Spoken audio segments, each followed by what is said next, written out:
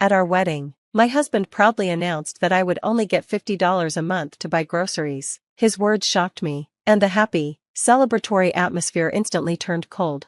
"I'm so lucky to have such a cheap housemaid," he said, and I realized that's how he saw me. It felt like everything was fading to darkness.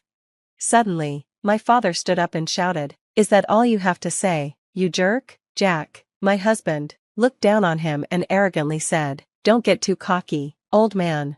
Jack didn't know what was coming. "My name is Sarah. I met Jack in college, and we were in the same year. After graduation, we lost touch, but when we were both 24, Jack invited me to a reunion. That night, I drank a little too much and felt sick. Jack was kind and looked after me, telling everyone not to force me to drink. I saw how much he'd changed since our college days, and he was so caring, like he treated me as if I were precious. He confessed that he'd liked me back in college and threw the reunion just to see me again. We started dating, and after a few months, I moved into his apartment. At 25, he proposed, and we got married.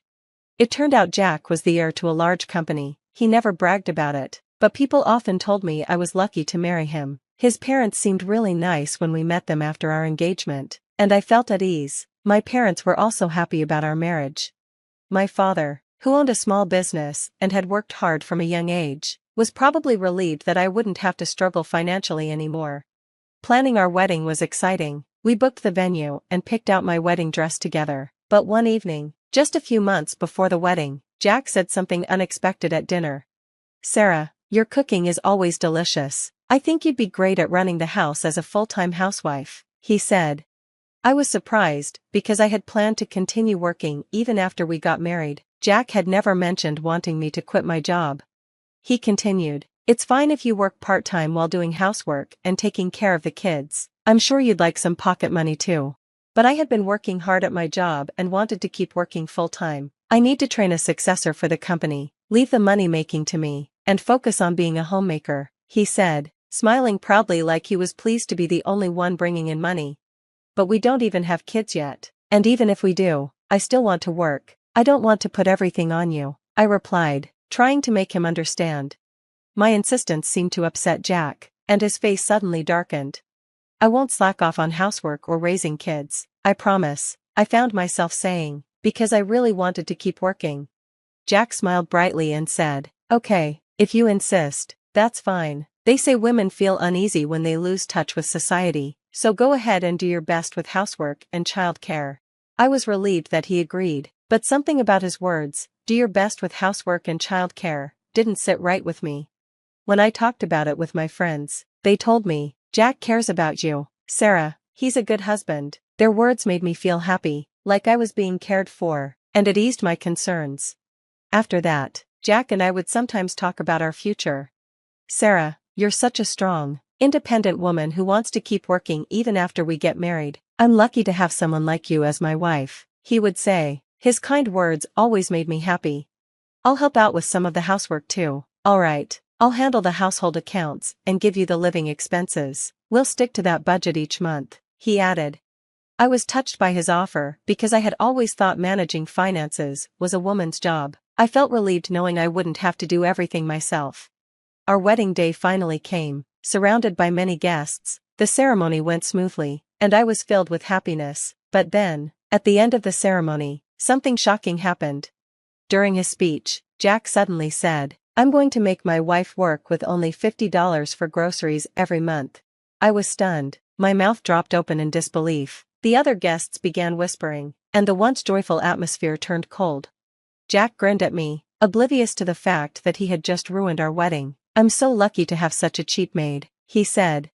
I couldn't believe my ears. What was he talking about? I was horrified by his sudden change. I never agreed to such a ridiculous plan of only $50 for groceries. "You agreed when I said I'd handle the finances, didn't you?" he said. "Well, yes," I stammered, realizing that this might have been his plan all along. I felt like everything had just turned upside down. Then Jack said, "I let my wife say she wants to do all the housework and childcare while working full-time. I'm sure she'll be able to handle all the chores perfectly and make nutritious, filling meals for just $50 a month." I couldn't believe what I was hearing. Quickly, I covered the mic with my hand and said, "Don't just say whatever you want. I won't accept this. Jack looked at me, confused. What's wrong? Didn't I tell you to do your best with the housework and childcare? Aren't you supposed to help out too? I never said anything like that, I replied. We can't live together like this. Suddenly, Jack's expression changed. His eyes grew cold, and he whispered in my ear, "We're bound by this ceremony. It's too late to cancel the marriage now, right? We've already turned in our marriage certificate. Do you really want to get divorced? You're threatening me? Quit messing with me," I said, shocked. I never thought I'd argue with Jack, especially on what was supposed to be the happiest day of my life. I felt full of regret and anger. My face grew hot, and tears started to well up in my eyes. This was what I had signed up for. I couldn't believe I was being treated like a servant by the man I had married. At that moment, I regretted marrying Jack. Just then, someone suddenly stood up and walked toward us. It was my father, Robert. His face was red with anger, and his eyes were filled with fury as he glared at Jack. "How dare you treat my daughter like this in front of her parents?" my father shouted. His voice froze the tense atmosphere, and the guests held their breath, watching the standoff between my father and Jack. "What's your problem? Don't get so cocky," Jack said, looking down on my father with an evil expression I had never seen before. It sent a chill down my spine. My father was the president of a large corporation, and I was his successor. Jack's company was small, and I couldn't understand why he was acting so arrogant. When I had introduced my father to Jack, he had praised my father, saying he was a great man, even though his company was small. He had also told me that his feelings for me wouldn't change, because of my family's background. I realized then that Jack had just been using sweet words to deceive me. As Jack was about to say something else to my father, we all heard the loud crash of glass shattering. Everyone turned to see what had happened.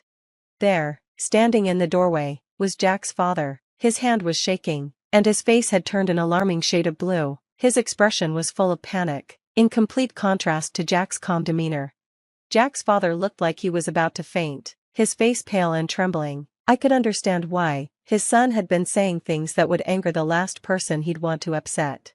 "Shut up, it's all your fault, Dad," Jack snapped. Just as a father-son argument was about to break out, my father's voice echoed through the room. "That's enough." For a moment, there was complete silence. Then my father calmly asked, "Sarah, what are you going to do? Do you still want to marry this man?"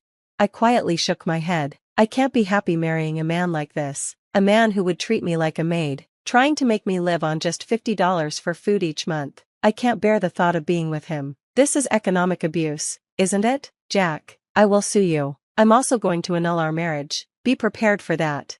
Jack seemed unfazed. "What? Are you okay with being a divorcee?" he sneered. "Well, you're going to be one too, so we might as well share the pain. I won't hold back anymore." I had completely lost all feelings for him. Once I realized he didn't love me, I knew I couldn't stay with him under such ridiculous conditions. I'd rather be a divorcee than be treated like this. My father nodded in agreement. "That's probably for the best." Then, with a cold look, my father added, "As for your company, we will take appropriate action. I wonder what will happen to it now." It seemed Jack finally understood the seriousness of the situation. He dropped to his knees and begged for mercy. "Please, we'll teach him a lesson. Don't cancel the marriage. Sarah was wrong. Please forgive me. I'll let you handle the housework, child care, and work however you want. I won't limit your food expenses anymore. You can even hire a maid and relax if you want. Let's go home, Dad," I said.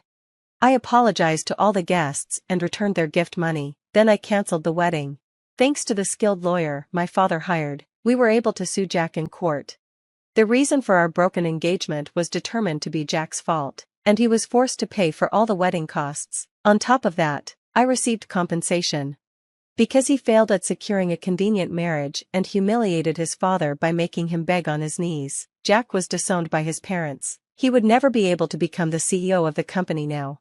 Desperate, Jack caused trouble at work and got into legal trouble with the police. From what I heard, he ended up getting fired and, in the end, became lost, living aimlessly with no stable job. Of course, after all the deceit and being abandoned by his family, there was no chance he would ever marry into a wealthy family again. His life turned miserable.